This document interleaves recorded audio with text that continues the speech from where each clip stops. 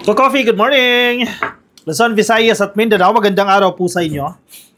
Ayan, magandang araw po, Pilipinas. Ang problema, hindi maganda ang araw ng mga girlfriend ni Digong dahil nagpaalam, mali yung term, no? Nagpahintulot na po ito. Kumbaga, inaalaw na po ni Digong yung kanya mga girlfriends, 13 yan ka-coffee, na pwede na po kayong mag-boyfriend. Ayan. Kumbaga, hindi nyo na kinakailangan magpaalam dahil may go signal. Yan, may basbas. That's the term, no? May basbas na po sa inyo si Digong na pwede na. Kumbaga, legal ka na. Legal ka na maghanap ng iyong true love. Kasi alam naman natin ka-coffee, no? Na bakit tinitiis nyo si Digong. Alam nyo naman na mapagmahal yan, di ba? Alam nyo naman na maraming babae sa buhay niya, pero bakit tinitiis ninyo? I know you have your reasons, di ba? Anyway, sige, wag na natin pag-usapan kung ano yung inyong mga dahilan. For sure, alam ng taong bayan kung ano yung inyong dahilan, kung bakit nyo nagiging boyfriend itong si Digong. Anyway, meron po siyang good news sa inyo. Good news ba yan o bad news? Para sa iba, medyo bad news yan, pero para sa iba, medyo good news yan. Kasi may mga babae po na nakatali. Diba? Hindi ka pwede mag-boyfriend dahil hawak ka ni Digong. Diba? Malungkot sa inyo yan. Kasi pag nalaman ni Digong na once na meron kang nakaka-MU, yan, MU yung term, no? Mutual understanding. Nako, hindi pwede. Baka kung anong gawin sa iyo. Bad news yan, kapag ikaw naman sinusustentuhan at ititigil lang sustento sa iyo, medyo bad news yan, di ba? Or baka naman nung nakulong natigil na yung sustento pero hindi I don't think na ititigil yung sustento dahil syempre may mga tao pa rin naman si Digong yan. Every month may darating na yan, naka-payroll na yan, no? Or may papadala na yan. Kumbaga hindi kinakailangan na si Digong mismo may mag-aabot. May mga tao na gagawa sa mga trabaho na yan on his behalf, no? Teka lang ha. Itong 13 na yan, ang tanong na marami dyan, kasama ba dyan si Hanilet? Di ba? Kasi ang sinasabi ni Sara Duterte, lahat sila girlfriend. So, hindi exempted dito si Hanilet. So, isa din po siyang girlfriend ni Digong na binabasbasan na ni Digong na pwede ka nang mag-boyfriend. Ay, mga issue. Basahin natin yan ha. Exactly how many girlfriends does detained former President Rodrigo Duterte really have? Yan yung malaking tanong, no? According to his son, Davao City Representative Paulo Duterte, the ex-leader has a message for all the women in his life. Feeling ko naman hindi mag-iimbento yan si Paulo Duterte. Diba? Hindi siya gagawa-gawa na ito yung sinasabi ng tatay ko, etc. Kasi kasiraan ng tatay niya to eh. Diba? Bakit siya mag-iimbento kung ikakasira lalo ng tatay niya? Do sira na yung tatay niya, pero hindi siya mag-iimbento ng ganitong statement. Ito yung sinasabi niya. Kumapit na kayo ha. Magugulat kayo dito. Sabi ni Paulo Duterte, to all his girlfriends, sa lahat ng kanyang girlfriends, alam na alam nila eh. Sila Paulo, sila Sara, sila Baste, definitely yung mga nakakakilala kay Digong, alam nila na mapagmahal si Digong. Pinapaganda lang natin yung term. No? Alam nila na mapagmahal. Hindi nila ikinakailayan na mapagmahal at maraming babae sa buhay niya. So ito po yung mensahe. To all his girlfriends, I know there are 13 girlfriends in Davao. Davao lang yan ha. Wait, meron pa sa ibang lugar? Sa Davao pa lang yan ha. I know there are 13 girlfriends in Davao. Look for another boyfriend with plenty of credit cards. Grabe ha. That's what he said. Actually, itong statement na to, insulto to sa mga babae ni Digong. Kasi, sabihan ka ba naman na maghanap ka ng boyfriend na maraming credit card, ibig sabihin, ginagamit nyo lang itong mga lalaki na ito, kung sino man yan, let's say si Digong, ginagamit nyo lang si Digong or bino-boyfriend nyo lang si Digong para sa kanyang pera. Para sa kanyang credit card. So, ang advice sa mga babaeng ito, maghanap na kayo ng lalaki, ibang lalaki na maraming credit card. In short, maghanap na kayo ng ibang lalaki na mapera. So, parang pinapalabas dito sa statement na ito, na itong mga babae ni Digong ay mga mukhang pera. Di ba? Hindi pinag-uusapan dito ang true love. Ang importante sa mga babaeng ito, pera. Yun ang lumalabas sa statement na yan. Paray, sakit. Kasama si Hanilet dyan sa sinasabihan. Issue pa ng binibenta yung bahay. Ano ba? Dahil naghihirap na, binibenta. Anyway, ibang reason yan, no? Congressman Duterte said sa kanya pong interview dyan sa The Hague na pinost po ng pugante na si Harry Roque sa kanyang Facebook page. May isang video tayo, no? Kasi ginigit ni Harry Roque, hindi raw siya pugante. Pag-usapan natin yan sa next video, no? Veronica Duterte's daughter with Hanilet Avancenia recently called out on social media a woman allegedly pretending to be his romantic partner in order to gain access to him in prison Scheveningen, dyan po sa The Hague. Veronica did not name the woman. Recently kasi, naging issue yan. Actually, na-vlog natin yan. Nagti-trending yan ka-coffee. May isang babae daw po na kung umasta, ikala mo siya yung may bahay ni Digong. Kasi pag nakakulong ka dyan sa The Hague, dyan sa International Criminal Court, hindi ka makakapasok o hindi ka pwedeng magpapasok o hindi inaalaw ng ICC ang pagpapapasok ng hindi ka mag-anak o hindi ka abogado. Sa madaling sabi, kung kapitbahay ka lang ni Digong, even the senators, no, even si Robin Padilla, sila Bato de la Rosa, hindi sila nakakapasok. Close na yan sa mga Duterte, no? Kasi ang inaalaw-law po ay kamag-anak at ang abogado. So itong babae na ito na tinutukoy ni Hanilet, alam nyo na kung sino yan, di ba? Yung protocol officer, sino mga, marami kasi lumutang na pangalan recently, no? Recently, yung nurse ni Digong, yung protocol officer, no? The same person, no? At yung counselor, yung Balaba ba yan? Yung counselor dyan sa Mindanao, no?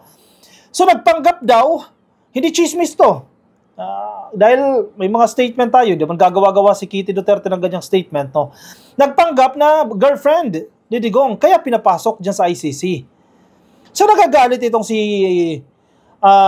Kitty.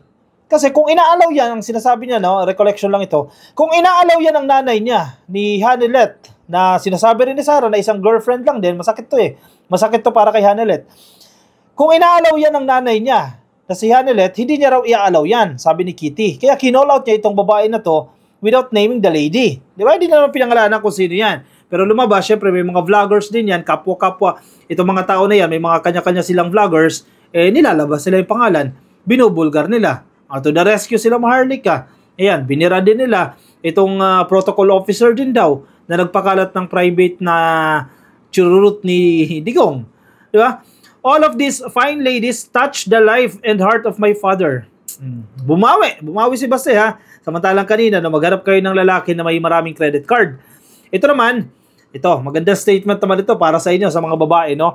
All of these fine ladies, lahat daw po ng mga fine, mga magagara, itong mga babae na ito, touch the life and heart of my father. So, may kontribusyon, nahimas, ano ba? Hindi, basta siyang nahimas, no? Kumbaga, naka-apekto, that's the perfect translation, no? Ay naka-apekto sa puso at sa buhay ng aking tatay na si Digong. Yan ang sinasabi ni Vice Mayor Sebastian Duterte. Si Sebastian nagsasalita dito ha. All these fine ladies touch the life and heart of my father. No one is above or below the other, including my mother, Elizabeth Zimmerman. It is what it is, sabi po ni Vice Mayor, ngayon po ay acting mayor dyan sa Davao City, Sebastian Duterte, sa kanyang post po sa social media. Pero sinasabi naman ni Sara, magkakaiba ng statement pero almost the same yung tune, no? Ang maganda sa tatay niya, hindi niya na pinakasalan yung mga sumunod except sa nanay niya na si Zimmerman, no? Yung mga sumunod, hindi niya pinakasalan ng tatay niya dahil wise ang tatay daw niya, mautak yung tatay niya. So, technically, itong mga babae na to na nag-aagaw-agaw kay Digong ay mga girlfriend lang kayo. Pero ngayon, malaya na kayo, pwede na kayong mag-boyfriend. Meanwhile, Representative Duterte said former President asked if Vice President Sara Duterte visits Davao City and attends to his needs. I told him that day, Sara goes to Davao. She accepts invitations, faces the people. That's what he asked. He did not ask about the case of Inday. Sabi po ni ni Paulo Duterte. Kasi ito, pagdududa rin ito ni Digong kasi alam niya yung anak niya may pagkasalbahe itong si Sara Duterte, di ba? So, ikaw ba naman, tatay ka, di ba? Tapos tatanungin mo yung anak mo, yung kapatid mo ba nagpupunta pa ng Davao? Ibig sabihin, may something si Sara Duterte na kahit dyan siya pinanganak, dati siyang alkalde dyan, kumbaga, balwarte niya yung Davao na yan, may duda pa yung tatay niya kung pumupunta pa ba siya dyan sa balwarte na yan. Diba? Bakit ganun yung tanong? So may something talaga dyan kay Inday. I told him that Inday Sara goes to Davao. Ayan, nakampante na yung matanda, no? The re-elected lawmaker said that his father is too thin but has sound thinking. So, consistent yan sa sinasabi naman ni Sara Duterte na ang tatay niya ay sobrang payat na. Ganon din po ang description na to ni Paulo Duterte na too thin. Kumbaga, butot balat na lang yan, sobrang payat na. Ang sabi nga ni Sara dyan, kung nakita nyo na payat yung tatay ko, mas sobrang payat pa siya ngayon, no? Kaya nga dinadahilan nila yan na dapat mag-grant na po yung interim release na yan dahil sobrang payat na.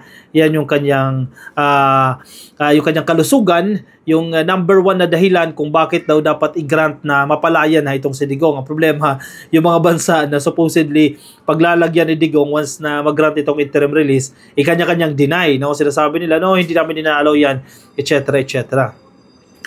The verbal tussle between the palace and the vice president over the latter's personal trips overseas continues, with Malacanang accusing her of having inadequate knowledge of laws and ethical standards for the public servants. Ibang topic na ito, wag na natin discuss to dito ka-coffee, no?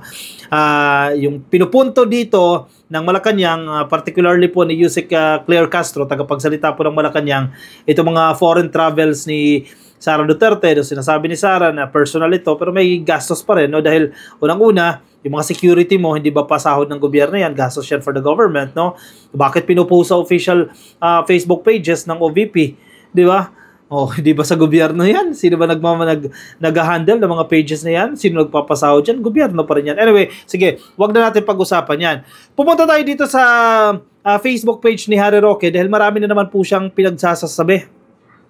Alang ha, hanapin ko lang. Patungkol dito kay Digong. Itong si Harry Roque, nag-assume ito na siyang spokesperson ni Digong. Hindi naman siya itinatalaga. Hindi nga siya tinalaga officially. Ito. Harry Roque. Ayan, may post siya. Pwede nyo bisitahin, no? Look, may pinakita siyang picture. Shinare niya ito actually, itong photo na yan. Yang sa photo na yan, makikita niyo si Paulo Duterte, makikita niyo yung kanyang nanay, ang asawa ni Digong, kasi kasal siya dyan, no? Si Zimmerman at ang kanilang mga apo. Sabi ni Harry Roque, look, after several weeks in The Hague to visit former President Rodrigo Roa Duterte, Davao City Representative Paulo Duterte is preparing to return home. Ngayon to ha, as in ngayon to. 3 hours ago itong post na to.